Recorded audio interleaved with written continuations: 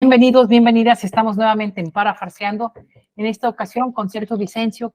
Ya lo habíamos tenido en un programa anterior, precisamente para hablarnos del Halloween. Así es, en un programa que fue muy exitoso y por eso está una vez más con nosotros, que es uno de nuestros invitados consentidos. Pero para algunos, si se lo perdieron, Rebeca, lo vuelvo a presentar.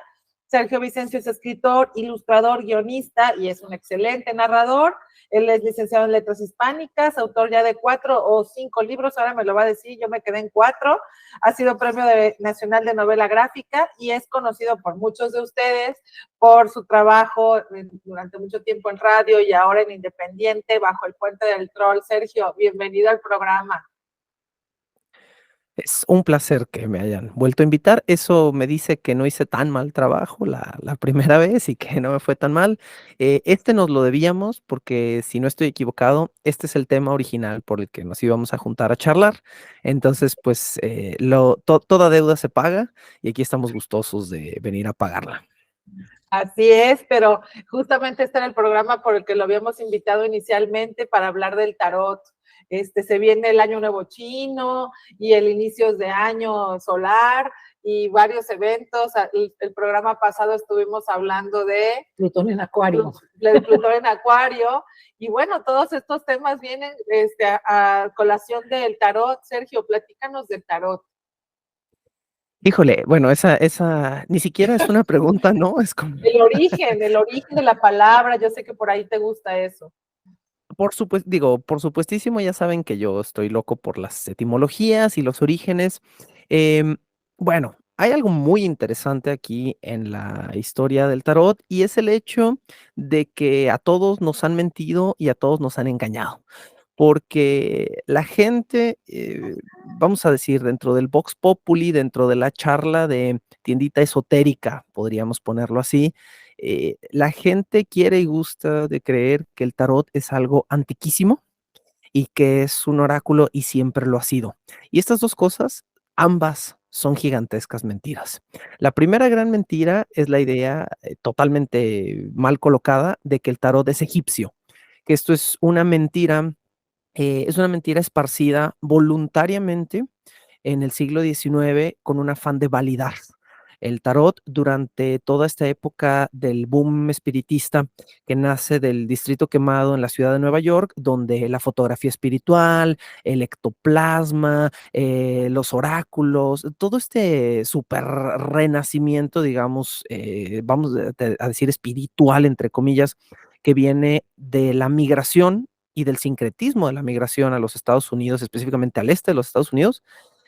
Durante esa época específicamente va a haber un fulano, este fulano es francés, es un masón que se llama Antoine Cour de Rebellin.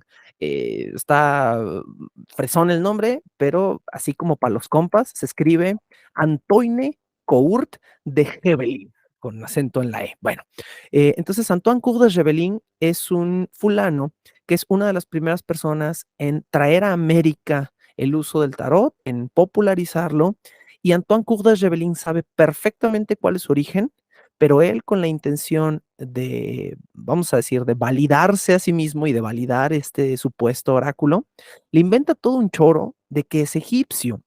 Y él empieza a popularizar una etimología de que la palabra tarot viene de dos términos egipcios, tar y ro. Y él dice que tarro es la pronunciación original y él afirma, como si fuera la cosa más certera del mundo, que tar significa real en egipcio y ro significa camino. Entonces muchísima gente tiene esta idea de que tarro es el camino real, el verdadero camino, la vía real. Esta etimología es totalmente falsa, ni siquiera son palabras egipcias. Los egiptólogos que han escuchado hablar a Antoine Cour de Rebellin dicen, bueno, este tipo no tiene idea de qué está hablando, se está inventando cosas. Y entonces esto me lleva a la etimología real. El tarot no es ni antiquísimo ni un oráculo. Esto es lo primero que tenemos que entender. El tarot es un juego italiano de cartas que data cuando muy atrás del siglo XV. Entonces, ok, sí es algo antiguo, vamos a decir, pero no es antiquísimo, no es así egipcio y tiene 3000 años de antigüedad y existe antes de la Biblia. No, para nada, ¿no? Eh, el tarot es italiano y el tarot no era un oráculo, era un juego. Era un juego italiano de cartas cuando los juegos de cartas eran algo raro y propio de los aristócratas y de las élites.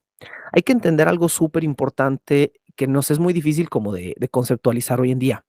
La baraja como juego era propia únicamente de las élites, porque antes de la impresión, el hecho de poseer una baraja era algo prohibitivo. Las barajas tenían que estar ilustradas, pintadas, recortadas a mano para existir. Y entonces no era común. Hoy en día quieres un tarotcito, vas a Gonville y te venden uno en 300 pesos, ¿no? Es la cosa más sencilla porque tenemos la venia de la impresión. En aquel entonces, si queríamos una baraja, tenía que venir un artista italiano a ilustrarnos nuestra baraja. Y entonces, a la fecha, el tarot más antiguo del que tenemos registro en el planeta Tierra es el famoso tarot Visconti Sforza. Es una baraja de cartas que hoy en día se exhibe como parte de algunas exhibiciones permanentes de la Universidad de Yale y fue la baraja del mismísimo duque de Milán, Filippo Maria Visconti. Entonces, el tarot, lo más lejos que lo podemos datar es siglo XV. Y en ese momento tendríamos que hablar de su origen. Tenemos dos pistas de su origen. ¿Tenemos como todavía tiempo para continuar con estas pistas? Sí, tenemos 5 minutos más, tú síguele. Ok, bueno, si no, ya saben ustedes, cállenme porque yo no Sí, tengo sí, el sí. timer aquí enfrente. Maravilloso. Bueno, eh, tenemos dos pistas de dónde diantres salió el tarot. La pista número 1 es el tarot como juego y la pista número 2 es el tarot como una herramienta mística, vamos a poner mística entre gigantescas comillas. El tarot como juego, hasta dónde podemos rastrearlo el día de hoy, proviene de un juego italiano conocido como los 16 héroes. Los 16 héroes era básicamente un jueguito de cartas. Era tan mundano y tan sencillo a lo mejor como jugar uno, o siete loco, o póker. Era un juego italiano. Ahora, por favor no me pregunten cómo se jugaba, porque aunque existen museos, esta baraja y todo, no tenemos idea de cómo se jugaba el juego. Sabemos que existen las cartas del juego, pero no existen las reglas o un set escrito de reglas. Entonces, sabemos que era un juego que se jugaba con cartas ilustradas arquetípicas. Tú tenías 16 cartas que representaban arquetipos físicos o empleos o oficios o posiciones aristocráticas, etcétera, y que de alguna manera esas cartas se colocaban o se ponían. Es lo único que sabemos. Los 16 héroes va a ser el origen de lo que hoy en día conocemos como los arcanos mayores. El tarot, para quien no esté muy familiarizado con este artefacto, vamos a decirlo así, se compone en realidad de dos fuentes, mayores, arcanos mayores y arcanos menores. La palabra arcano proviene del latín arcanum, que significa secreto. Entonces, son dos tipos de comillas, vamos a ponerlo así, secreto.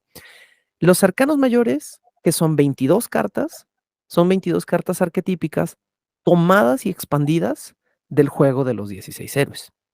Y los arcanos menores son la baraja francesa normal, tomada a su vez de la baraja española. Entonces, tenemos los arquetipos tradicionales, más bien los palos tradicionales de la baraja española, bastos, oros, copas, exacto, ¿no? Y espadas.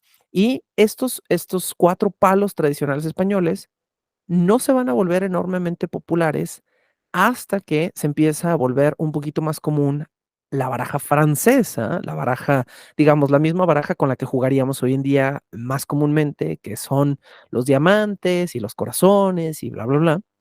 Pero a través de la popularización de esa baraja, se mezclan estos dos juegos, la baraja tradicional con los 16 héroes y eventualmente se forma lo que hoy conocemos como la baraja completa de tarot. Ese sería como un poquito de su origen eh, no oracular, no místico.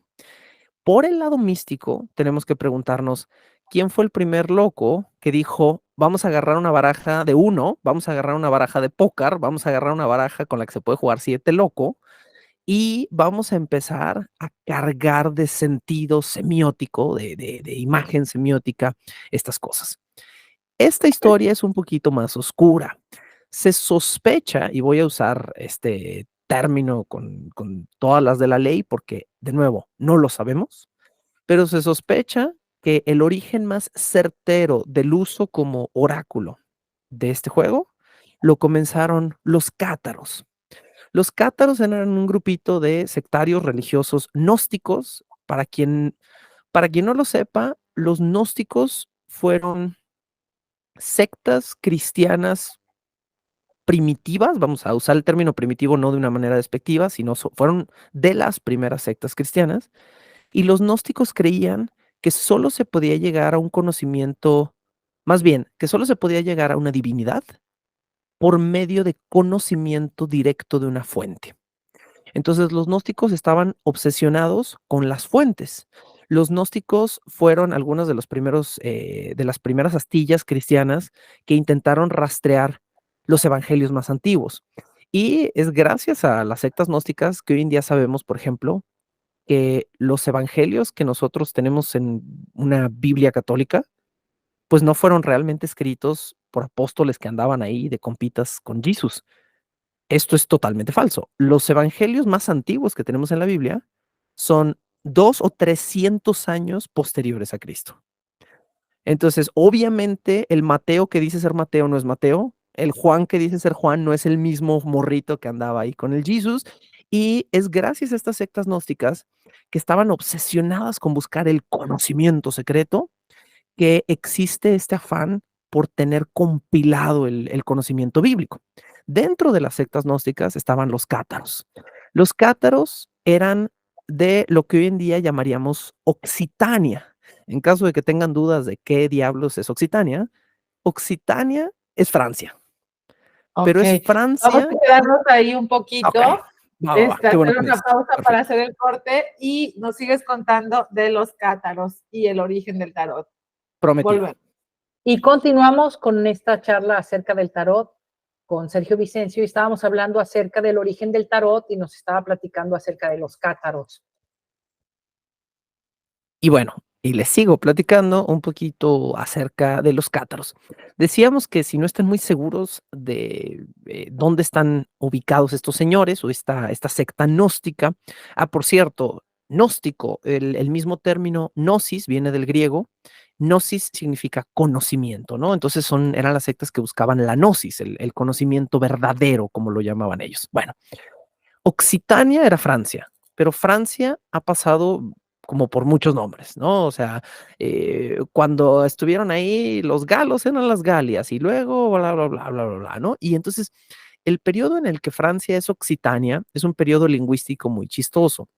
En algún momento hubo una disputa lingüística, vamos a decir, nacional, donde los mismos franceses todavía no conformaban el francés moderno, y en vez de decir sí o oui, se decía oc, porque se hablaba la Languedoc, que era una variante romance también de lo que hoy en día llamaríamos algo parecido al francés. Y en el territorio de Languedoc era Occitania. Es exactamente ahí donde estamos, ¿sí? Esa es como la justificación etimológica. Entonces, los cátaros occitanos, dentro de sus creencias religiosas, eran, mm, eran maniqueos dualistas. Esa es la mejor manera en la que creo que puedo definirlos. Maniqueos, para la gente que no esté muy familiarizada y que esté escuchándonos con el término, maniqueo es una persona que no considera grises, rangos medios, no considera puntos intermedios de humanidad. O eres bueno o eres malo, o es el diablo o es Dios. No hay puntos intermedios. Entonces los cátaros eran extremistas, básicamente. Eran extremistas, pero además eran dualistas. Y esta visión del dualismo no era muy querida ni muy aceptada en la Europa del siglo XV. En la Europa del siglo XV, pues Dios era total, absoluto y todopoderoso. Y el hecho de que tú como secta dijeras, no, no, no, pero espérame, O sea, también hay fuerzas malas que son equiparables o igual de poderosas a las de Dios y que te pueden arrastrar hacia el mal. Eso era un discurso no muy querido ni muy bien visto en la Europa medieval. El hecho de que dijeras que existía un poder negativo equiparable a Dios, digo, porque los cristianos y los católicos siempre han estado muy contentos con un poder maligno pero supeditado a la voluntad de Dios, ¿no? Existe el diablo, pero primero está Dios. Y estos occitanos decían, no, estas dos fuerzas son igual de poderosas y por lo tanto, al ser igual de poderosas, jalan al hombre en dos direcciones opuestas. Y se cree entonces que los occitanos en algún momento, en alguna infección geográfica cultural, se toparon con los arquetipos de los 16 héroes y los empezaron a ver casi como un reflejo junguiano, como podríamos decir, de su afán dualista. Ah, mira, en estos arquetipos está representado lo bueno y lo malo del hombre.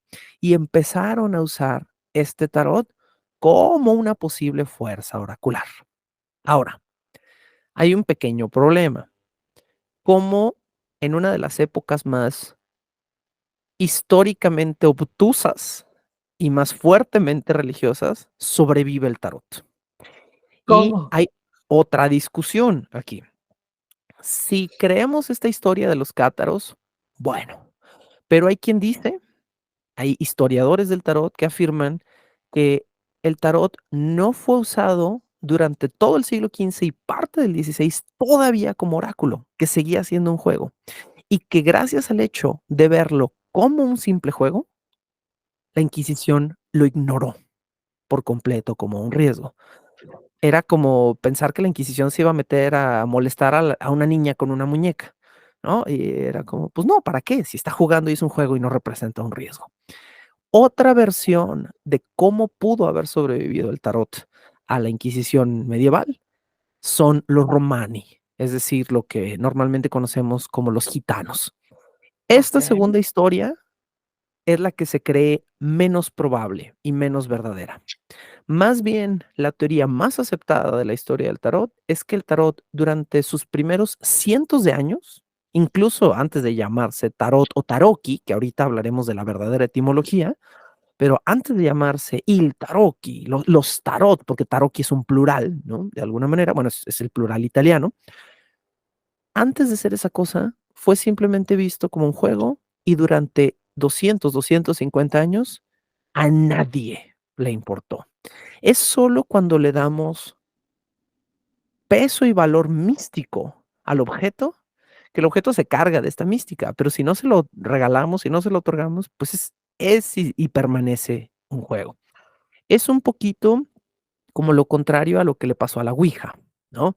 La Ouija es un juego, la Ouija es un juguete, los derechos de la Ouija los posee una de las empresas de juegos más grandes del planeta, que si no estoy equivocado es Milton Bradley o Mattel, es Mattel, creo. Mattel. Y, ajá, es Mattel.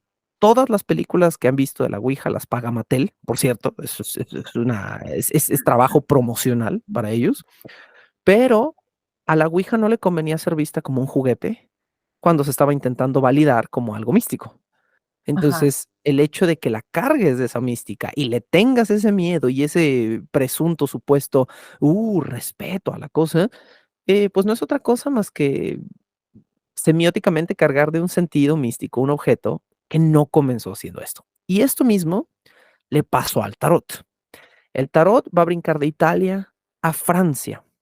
Los franceses, que también son fans de las barajas, se van a volver loquitos con el tarot y eventualmente vamos a llegar a obtener lo que hoy en día se considera la versión más antigua del tarot, que es el tarot de Marsella y que es uno de los tarots más conocidos, pero además uno de los más bonitos.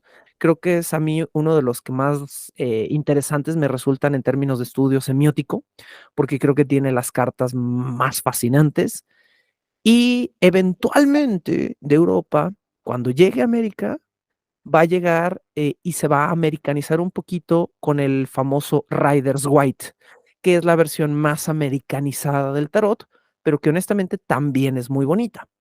Ahora, en caso de que se lo estén preguntando, no hay ninguna diferencia semiótica entre los tarots. Todos los tarots son el mismo tarot. Todos los arcanos, todos los arquetipos son la representación de las mismas cosas. Lo que también me lleva a mencionar los novelty tarots que vemos en las tiendas esotéricas. El tarot de los gatitos, el tarot de los ángeles, el tarot de la ama de casa, el tarot del chavo del 8. Y entonces, pues podemos, o sea, de nuevo, es un juguete. Podemos ponerle la imagen que queramos, mezclarla con el arquetipo original y ya podemos decir que es un tarot. La gente que cree en la mística podrá decir, no, es que el tarot de los gatitos es el que realmente tiene el poder místico, pero es una simple preferencia estética cuando lo que en realidad importa es que estamos jugando con los mismos arquetipos que han existido por cientos, no miles, pero sí cientos de años. Y que además fueron una arquetipización colectiva, porque en Italia eran los 16 y solo eventualmente cuando se empiezan a correr por más lugares de Europa, se vuelven los 22 arcanos de tarot. Y solo cuando se mezclan con la baraja, se vuelven las 78 cartas de tarot. Pero todo esto tuvo que venir de una infección de varias fuentes. A mí me queda una duda, Sergio, cuando dices jugar, es para jugar. Yo juego póker, puedo jugar canasta, póker, no sé, blackjack, pero no sé ningún juego que se juegue con el tarot. Cuando hablas de jugar, ¿estás hablando del proceso adivinatorio o estás hablando de algún otro juego que se use como juego de mesa del tarot? Porque creo que aquí la gente que nos escucha puede estar un poco confundido o confundida, ¿no? En cuál es el juego del tarot en sí. A lo que me estoy refiriendo con esto es que cuando comienza el tarot, cuando todavía no se llama Taroki, cuando se llama los 16 héroes, que es de donde proviene la baraja del tarot, sabemos que era un juego de cartas. Sabemos que era un juego de cartas que solo jugaban aristócratas que tenían el poder y el dinero para pagar estas cartas ilustradas. Sabemos que era un juego de alta sociedad, pero que como no fue un juego del pueblo, del pópulo, del todos, del comillas vulgo, entonces las reglas se perdieron. Se perdieron en algún punto entre el siglo XV y el siglo XVI. Y este juego se empezó a correr por la estética de las cartas a toda Europa y las cartas se volvieron, al no tener reglas, al carecer de un set de reglas entre la gente común, empezamos a usar las cartas para otra cosa. Y eventualmente se empezaron a reutilizar como un oráculo. Pero ese uso oracular no es muy tardío, es más bien temprano. Si nos vamos a registros históricos confiables, si nos vamos a ver, tenemos fuentes de que en este lugar, en este año, se realizó una lectura de tarot. Lo más atrás que podemos rastrear históricamente el uso del tarot como oráculo, no como juego de cartas, es finales del 18, principios del 19. Entonces, eso nos da a entender que entre el siglo XV, que empezaron a existir estas cartas, y el siglo XVIII, mediados del XVIII, nunca jamás se usó como oráculo. Eso es lo que históricamente entendemos de estas cartas. Pasa algo muy parecido con las runas, por ejemplo, el famoso fenómeno de las runas vikingas.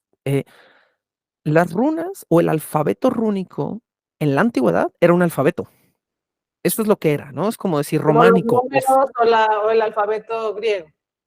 Exactamente, griego o románico o cirílico, como decir cualquier alfabeto, las runas eran un alfabeto y se usaban para escribir y se usaban para mantener una semiótica gráfica, vamos a decirlo así, de lo que estas palabras formaran. Las runas durante toda la antigüedad, en las sagas vikingas, en los registros vikingos hasta el siglo VII, siglo VIII, jamás se menciona que fueran un oráculo. Jamás. Se usaban para transmitir, por ejemplo, se creía que si tú escribías con runas sobre un objeto, el objeto adquiría las propiedades semióticas de la palabra. Ese era el uso mágico o místico de las runas, por decir algo. Si tú tenías una espada, hemos encontrado históricamente muchas espadas que tienen escritos en runas. Las runas que se ponían en esas espadas eran palabras como irrompible, inoxidable, poderoso, mata hombres, invulnerable. Entonces, se creía que había una mística en el lenguaje, pero no en el alfabeto. Y el alfabeto rúnico entre los vikingos jamás se usó como un oráculo. Es hasta el Ahorita siglo... vamos a que me cuentes en el siguiente segmento qué es un oráculo, para, o sea, ok. hablar un poco de qué es un oráculo y cómo es que el tarot y otros más funcionan como oráculos. Volvemos después de un corte. Y muy bien, estamos de regreso en Parafarseando con Sergio Vicencio, hablando de muy interesante de temas de el tarot, y nos quedamos en su uso como oráculo, y nos contabas también de la verdadera etimología del tarot. ¿Nos podrías platicar sobre esto? Creo que sí, creo que esta es una gran omisión de mi parte. Hemos estado hablando de un set de cartas que se pueden utilizar de distintas maneras. Tú puedes utilizar el tarot, pues para lo que tú quieras, de la misma manera que puedes utilizar un libro para limpiar una mancha en una pared con una de sus hojas, ¿no? El libro no fue creado a lo mejor para eso. El libro no fue creado para que tú le arranques una página y lo uses para limpiar un vidrio, pero tú puedes usarlo, ¿no? Entonces, hemos establecido hasta ahorita que el tarot, antes de llamarse tarot, cuando se llamaba Los 16 Héroes, fue creado como un juego aristocrático cuyas reglas no permanecen. Y hemos estado diciendo que es más o menos hasta finales del 18, principios del 19, que se utiliza de manera oracular. Un oráculo es algo que puede, o que voy a aclarar, que presuntamente puede ver o leer una especie de futuro. Todo lo que llamamos oracular son estos artefactos de la mística que de alguna manera nos permiten ver lo inveíble, como la espada de Leono en los Thundercats, ¿no? Quiero ver más allá de lo visible, ¿no? Entonces, ajá, tal cual, ¿no? Entonces, lo que a los seres humanos nos aterra la incertidumbre. Hemos creado la religión por el miedo a esa incertidumbre y por el afán de explicar todo lo que nos es incierto. Que porque llueve, que porque me muero, que a dónde me voy cuando me muero, que de dónde vengo, que quién creó estos tamales, ¿no? Y normalmente en esta incertidumbre, cuando no tenemos la ciencia, llenamos los vacíos con una explicación. Y esa es una explicación religiosa. Una de las grandes incertidumbres del hombre es el futuro. Y como los hombres somos máquinas simiescas de ansiedad pura, el hecho de crear o de pretender crear un artefacto que nos revele lo imposible es una de las cosas más atractivas de todo, de la mitología, de la física, de la fantasía, de la ciencia ficción, ¿no? Entonces, siempre queremos viajar en el tiempo al futuro o siempre queremos ver el futuro o entender lo que va a pasar.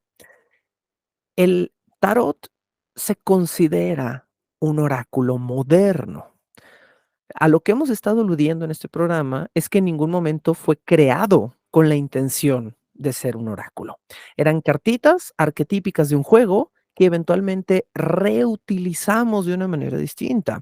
Es un, es un, es un cambio del recurso, de cómo el recurso fue creado. A lo mejor alguien se encontró un lápiz, no sabía que era un lápiz y lo usó como una regla, porque era una superficie plana y lo usó para medir como una regla, pero no conocía su uso original. Nosotros hicimos lo mismo con el tarot y hemos hecho lo mismo con las runas y hemos hecho lo mismo con el I Ching, por ejemplo, ¿no?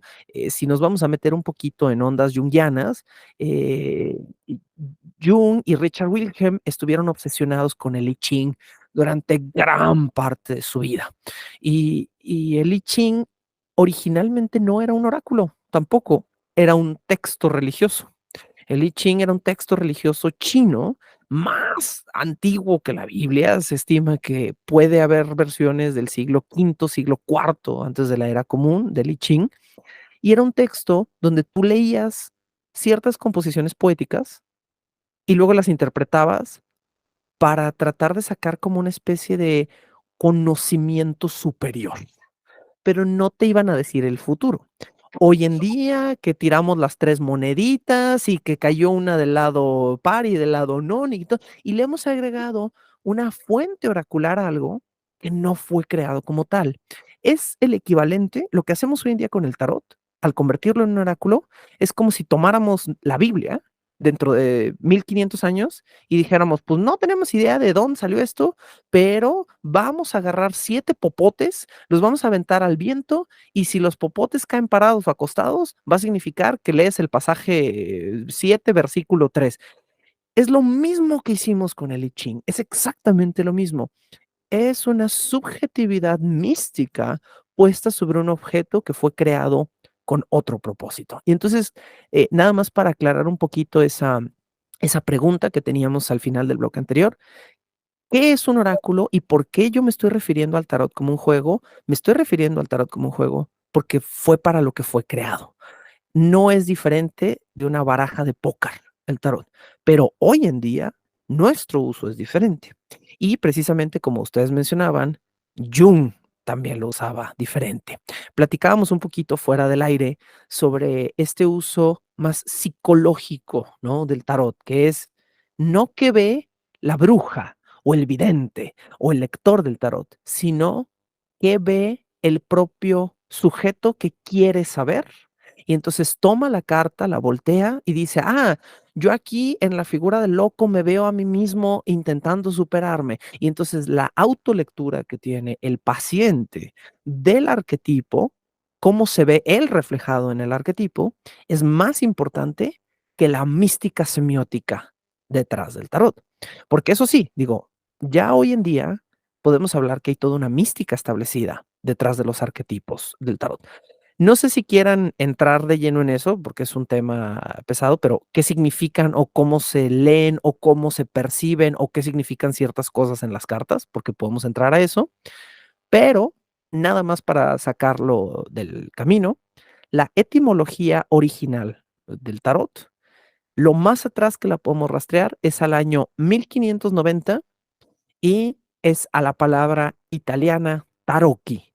Escríbase Taro, doble C-H-I, Tarocchi, singular de la palabra taroco, que no estamos muy seguros de dónde salió, pero que la página más confiable de etimologías de todo el planeta, que es Etymonline, dice que podría tener una raíz árabe en la palabra para, que significa dejar a un lado o dejar de lado, cosa que no estoy muy seguro qué signifique, honestamente, pero me parece fascinante, independientemente de eso.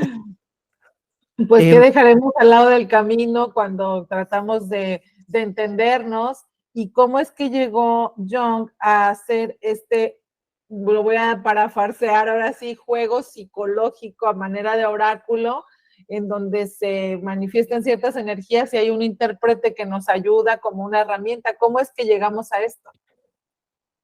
como les dije hace un momento, Jung y Richard Wilhelm, dos psicólogos muy prominentes, estaban obsesionados con el hecho de la mística de los oráculos para comprender el interior del ser humano.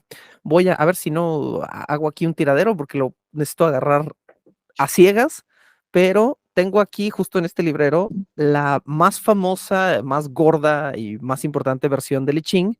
Y a quién tenemos ahí que al mismísimo Richard Wilhelm como cotraductor de la edición y como expansor de todas las notas. El I Ching en realidad es un texto muy breve, es como de este tamaño. Todo el resto de este libro son notas de Wilhelm y con algunas cosas de Jung. Entonces, realmente, o sea, digo, todo este tabique es más bien un análisis psicológico de la mística que en realidad cualquier otra cosa. Jung también estaba muy obsesionado con la cuestión de cómo el ser humano percibe las lecturas de un futuro. Tiene por ahí otro librito, déjenme ver si lo alcanzo por acá.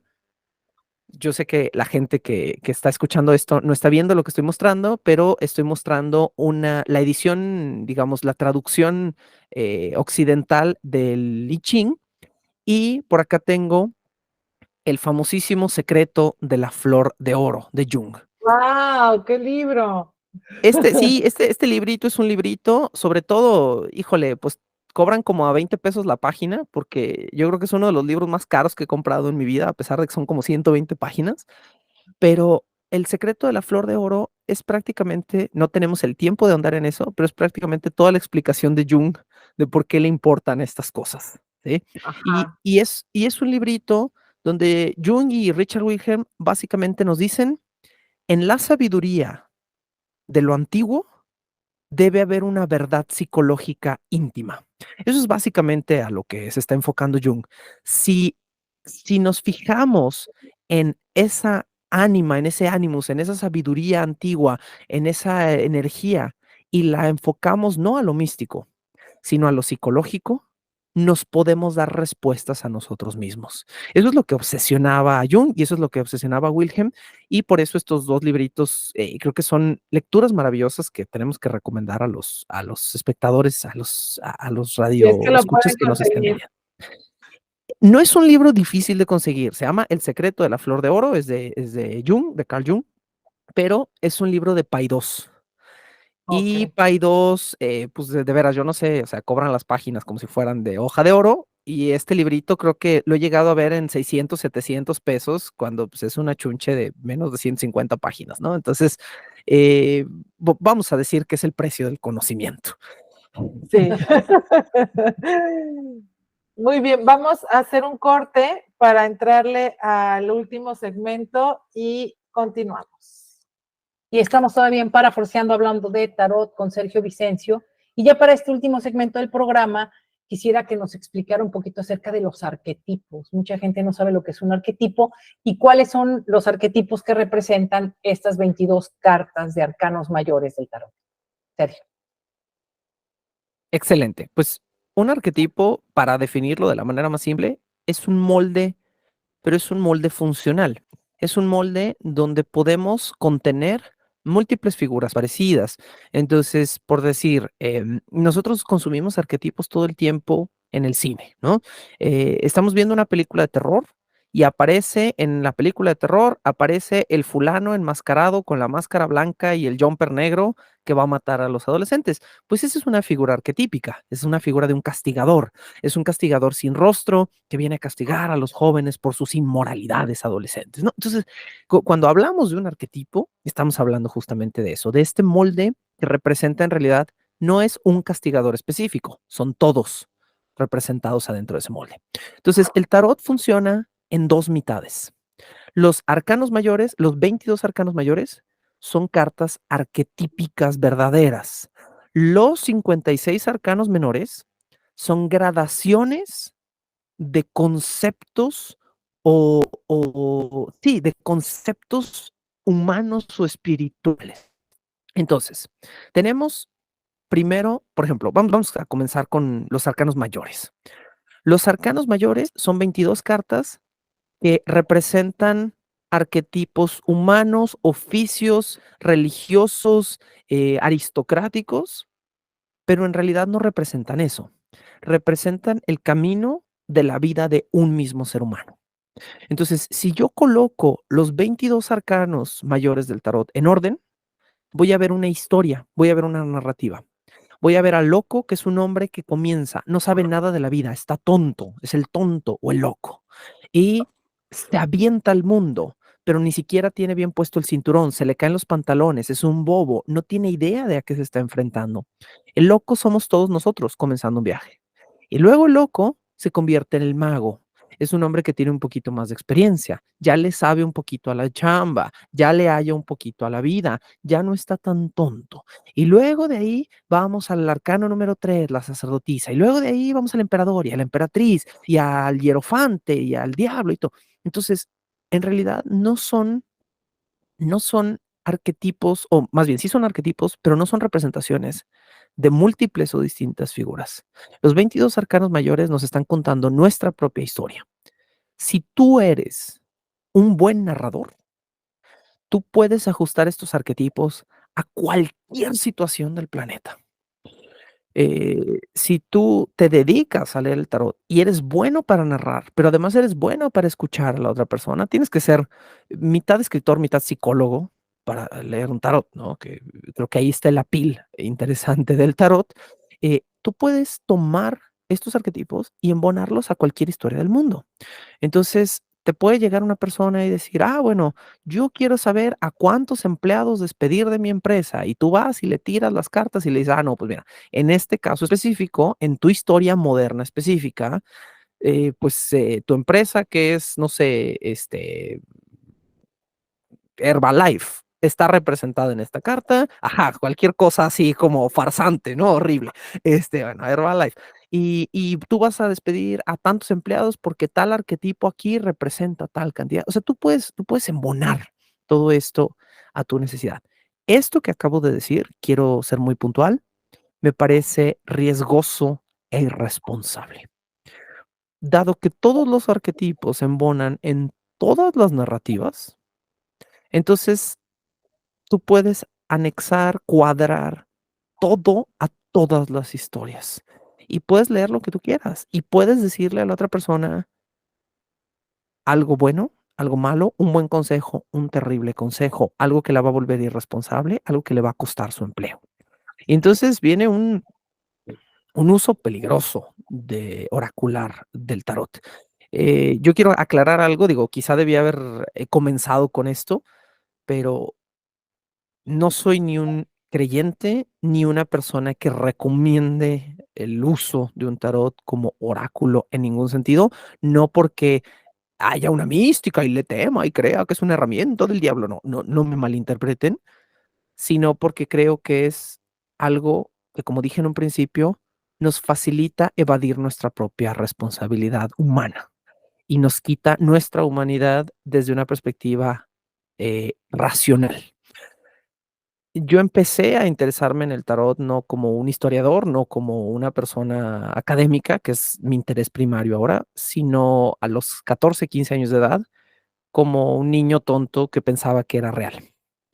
Y empecé a leer porque yo pensé que había una mística detrás y porque vi a alguien hacer una lectura de cartas, alguien que yo pensaba que era una persona inteligente y admirable, que luego descubrí que no lo era una persona bastante vil, y lo vi y me asombró. Y, durante años aprendí a usar esta herramienta, vamos a decirlo así, pensando que era algo verdadero. Y eventualmente me di cuenta que toda la gente que me buscaba para hacer una lectura era gente que quería soluciones fáciles sin responsabilidad. Leí muertes, divorcios, despidos, y en todos esos casos era gente que no quería hacerse responsable de terminar su relación, gente que no quería hacerse responsable de despedir a sus empleados o de mantener a los que verdaderamente trabajaban, querían una respuesta fácil. Era gente que no quería sentirse responsable de no haberse despedido de su madre o de su padre antes de que murieran y quería un perdón. Pero era gente que estaba buscando una evasión de su verdadera falla. Y a mí esto, de repente, en el momento en el que yo me di cuenta de lo que yo estaba facilitando, de este permiso que yo le estaba dando a la gente de evadir su responsabilidad humana, en ese momento me detuve, ¿no? Me detuve y dije: "No vuelvo a hacer una lectura de cartas a nadie en la vida, para nada". Eh, y y yo digo, lo más o menos platicamos en el programa de Halloween, pero yo como una persona atea, totalmente militante, no creyente de nada místico, eh, me sentí enormemente arrepentido, ¿no? De haber participado. Entonces, tú puedes tomar estos arquetipos y cuadrarlos a cualquier cosa. Los arcanos menores son gradaciones de 4 fuerzas muy básicas: copas, emociones; bastos, sexualidad y creatividad; espadas, raciocinio; y oros, pues se las pongo fácil, ¿verdad? Los oros es toda la representación de bienes inmuebles, materiales, ¿no? Cada número del tarot representa un grado de la lectura. Los ases son arranques. Entonces, por ejemplo, si viene un estudiante de, no sé, pintura a preguntarte, ¿cómo me va a ir en los siguientes 3 años de la carrera? Y tú sacas un as y un 3 de, no sé, de bastos. Pues bueno, se nota que apenas tú aquí estás empezando a bla, bla, bla, ¿me entiendes? Y tú puedes formar una absoluta narrativa, porque estas gradaciones se cuadran a todo, son un comodín.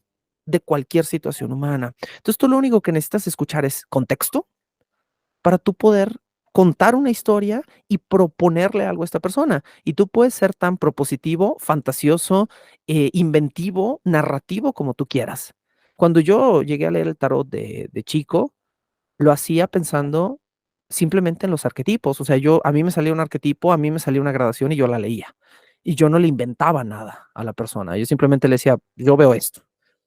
Hay gente que no, hay gente que aprovecha la lectura para decirte exactamente lo que quieres escuchar, para hacerte sentir bien, para que dejes una mejor propina al final de una lectura. Hay gente que usa el tarot para asustarte, para alejarte de una relación. Hay gente que usa el tarot a su conveniencia. Y entonces se convierte, el tarot es un cuchillo.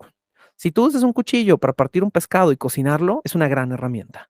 Si tú usas un cuchillo para apuñalar a alguien en el vientre, es una terrible herramienta. El problema es que la gente que quiere usar esta herramienta, y de nuevo, no lo estoy diciendo desde una perspectiva mística, sino desde el no comprender lo que es, quiere usarla como un oráculo para dar respuestas. Y no es lo que es un juego de niños creado hace menos de 600 años para hacer otra cosa totalmente diferente y le hemos inventado sentidos porque necesitamos alimentarnos de ese sentido.